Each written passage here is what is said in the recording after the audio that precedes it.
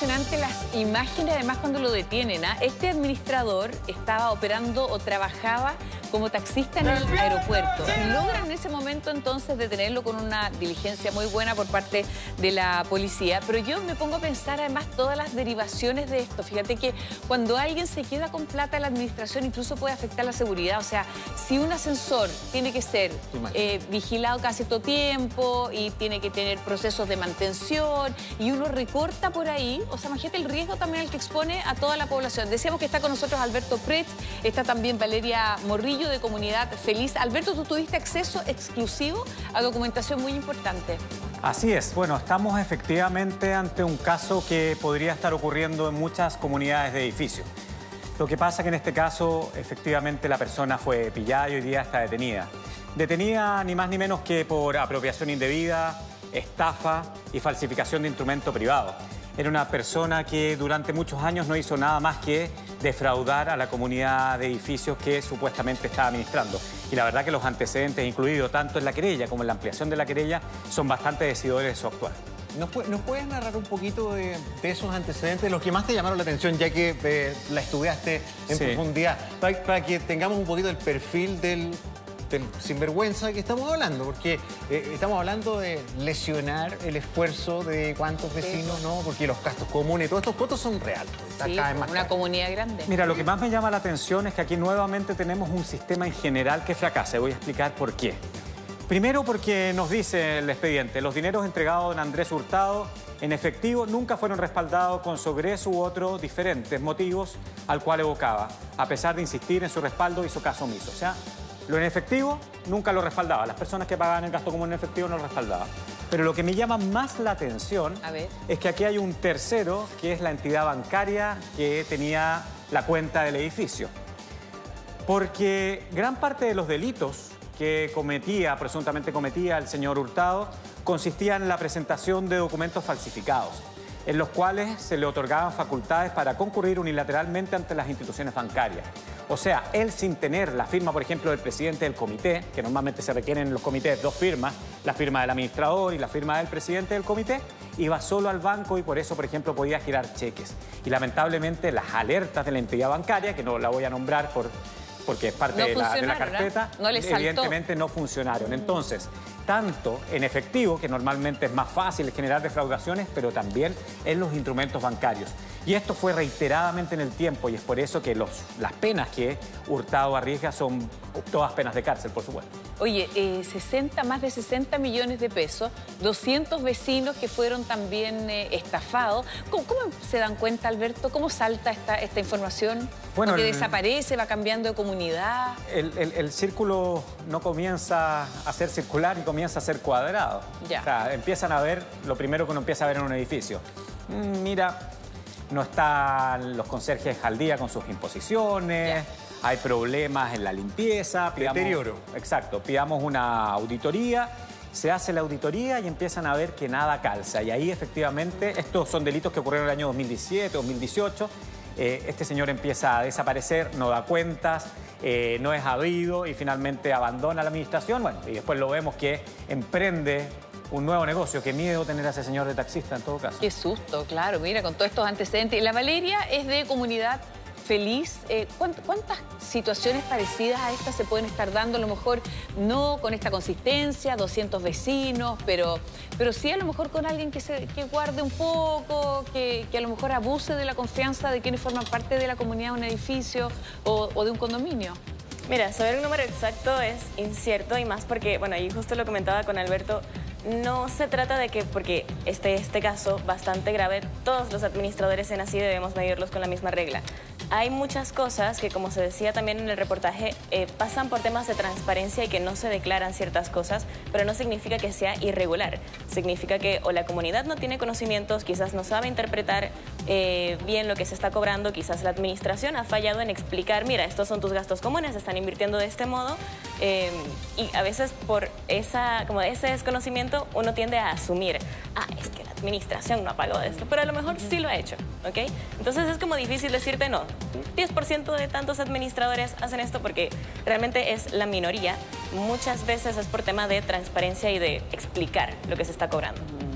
Sí, oye, se hablaba, yo le preguntaba ahí fuera de cámara a Alberto por un tema del registro, porque uno dice que bueno tener un registro de personas que a lo mejor hayan incurrido en este tipo de faltas al momento de contratarlas como administraciones de edificios, porque hoy en día se externaliza. Antes era como en los cursos, como que el presidente del curso también vivía ahí en la comunidad, entonces era súper fácil hacer hasta el cobro ahí en el ascensor o de pronto también reclamarle por algo, pero hoy en día son empresas que están fuera de la comunidad o fuera del edificio. ¿Hay registros de quienes a lo mejor incurren en esto o registros de quienes sí pueden ser buenos administradores? Bueno, hay una reforma importante que ya fue aprobada, la ley de copropiedad inmobiliaria, la ley 21.442. ¿Qué nos dice esta ley 21.442? Nos dice básicamente que deben haber ciertas obligaciones para los administradores. Primero, ya no cualquiera va a poder ser administrador, sino que va a tener que acreditar determinados conocimientos, como bien lo decía el ministro Montes en el reportaje, nos decía que tenían que tener conocimientos de contabilidad. Lo segundo, efectivamente va a existir una rendición de cuentas obligatorias. Lo que decía Valeria, evidentemente uno a veces, yo no lo he visto quizás los que hemos vivido en departamentos, que el administrador no es habido o que la rendición de cuentas se basa en un papel que pega con números y que nadie entiende, que solamente el comité entiende lo que está pasando. No, acá tiene que haber una rendición de cuentas. Y lo tercero, Karen, es lo que tú preguntabas.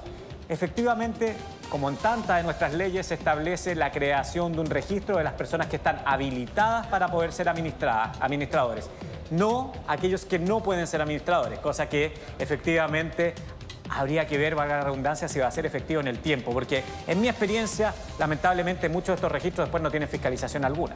Y esta ley también lo que hace es entregarte distintas como penitencias o distintas consecuencias dependiendo de algo en lo que la administración falte. Puede ser algo como grave, medianamente grave o muy grave que te puede incluso revocar la licencia de administración. Por eso es tan importante el Registro Nacional de Administradores que, cabe destacar, todavía no está funcionando. Esperamos que esté funcionando dentro de poco. Todavía no funciona. Todavía no funciona. Decía el ministro del reportaje que a fin de mes debiese estar. Esperemos que así sea. Esperemos para que se comience a regular todo. Sí. Oye, hay un abogado, que es el abogado querellante, Rafael Conte, que dice que no era primera vez que lo hacía, esto lo había repetido durante varias veces. ¿Cuál era en el fondo la forma de operar que tenía él? Bueno, obviamente esto es un caso que está en investigación, ¿ah?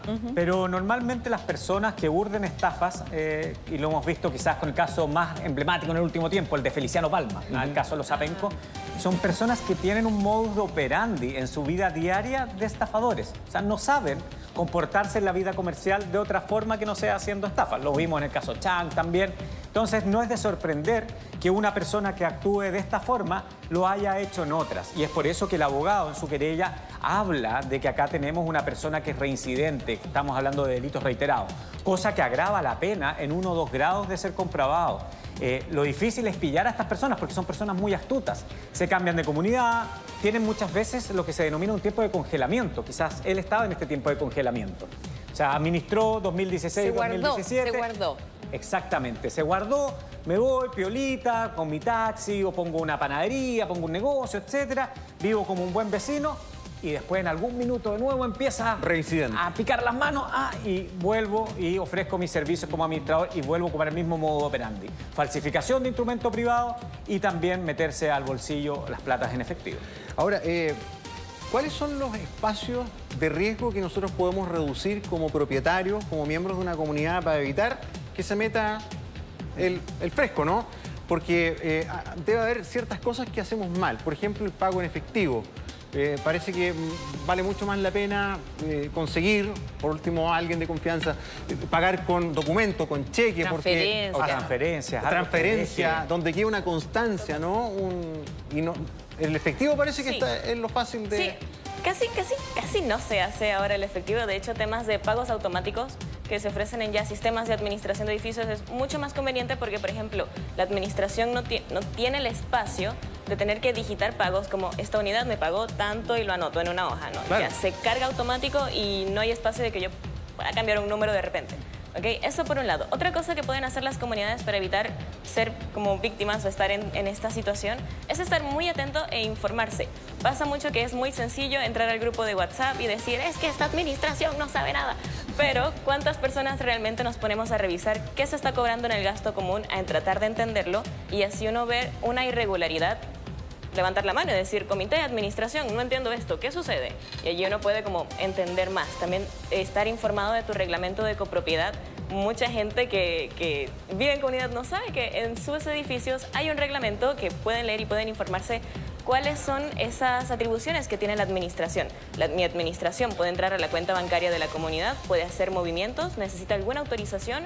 Esas autorizaciones están rindiendo en cuentas mensuales porque según la ley de copropiedad en su artículo 14 y 21, la administración tiene que rendir cuenta a la comunidad y al mismo comité. Oye, hay una parte que yo decía al comienzo que también tiene que ver con la seguridad. Cuando se empieza a recortar, no sé, en términos de mantención de los ascensores o tantas otras cosas, los pasamanos, cosas que necesitan también mantención y que forman parte de lo que se paga mensualmente para que todo funcione y que producto de inescrupulosos como este se empieza a dejar de lado. Bueno, y ahí la seguridad de la gente también tiene una merma importante. Bueno, ¿no? Claramente se debiese ser la primera señal de alerta. O sea, si yo estoy en mi comunidad, sea el condominio, sea una comunidad de edificio, y veo que hay ciertas cosas que no están funcionando, el retiro de basura, insisto, en los pagos de las cotizaciones de los conserjes, muchas veces por ahí se empieza. ¿Y por qué? Porque es lo que uno menos ve. Entonces, preguntarle al conserje, oye, ¿está todo bien? ¿Va todo al día? ¿Cómo te han llegado las gratificaciones, etcétera, en las condiciones de limpieza? Y obviamente para no llegar a accidentes tan graves como sería, por ejemplo, la caída en un ascensor. Pero esos pequeños detalles son los que debiesen llamar a levantar la alerta. Y tanto el administrador como el comité de copropiedad son los encargados y están obligados a darle respuestas a los copropietarios. Entonces, levantar la mano, efectivamente participar. Lo que uno ve, lamentablemente, quizás todos lo tenemos como experiencia, que los que participamos en las instancias comunitarias de nuestros edificios, de nuestros condominios, somos muy poquitos. Sí. Y eso también genera un grave problema. O sea, ¡ay, qué lata! Ya tengo la reunión de apoderados, la reunión de no sé qué, más encima la reunión del edificio y no voy. Y van 3 personas, los mismos de siempre. Es que igual hay señoras que preguntan cosas, de repente se demoran. Pero eso, Karen, lleva al secretismo. Comunidad finalmente también. Recuerda, Karen, que el primer factor de corrupción es el monopolio de la información. Claro. Entonces, si tengo el mismo grupito que sí, siempre han estado ahí, que son amigos del administrador, que además es un compadre que lo trajeron de no sé dónde, ahí hay un riesgo importante de corrupción entre particulares. Sí, ahora, ¿a qué se enfrenta este tipo de delito? ¿Qué sanción tiene? Tú decías, este señor puede quedar preso. Absolutamente. Pero yo me pregunto, ¿cuántos de estos señores quedarán presos? Efectivamente. Este es un caso bastante particular, porque efectivamente tenemos reiteración. Cada uno de los delitos, tanto la apropiación indebida, la falsificación de instrumento público, la estafa, tienen penas que van por los montos por sobre los 3 años y 1 día de cárcel a los 5 años. Como son varios delitos y además en este caso hay reiteración aparente y también claramente, por lo menos hasta el momento, no ha habido una intención de poder colaborar con la justicia, etcétera, una especie de ilusión, es posible que esta persona termine en la cárcel. ¿Con cuánto? La verdad que uno no es mago, pero uno podría decir que podría llegar a los 5 años de presidio efectivo. 5 años. Oye, bueno, a fijarse entonces, bueno, uno se da cuenta inmediatamente también cuando empieza a fallar la administración, como bien decía la Valeria, a veces la gente reclama por muchas cosas, pero bueno, hay situaciones bien concretas que nos prenden las alarmas, las alertas y que por supuesto también pueden evitar que situaciones como esta se sigan propagando. Muchas gracias, Alberto. Muchas gracias Valeria, gracias a los dos, también. que tengan lindo día. Oye, seguimos con las fiscalizaciones porque están pasando muchas cosas.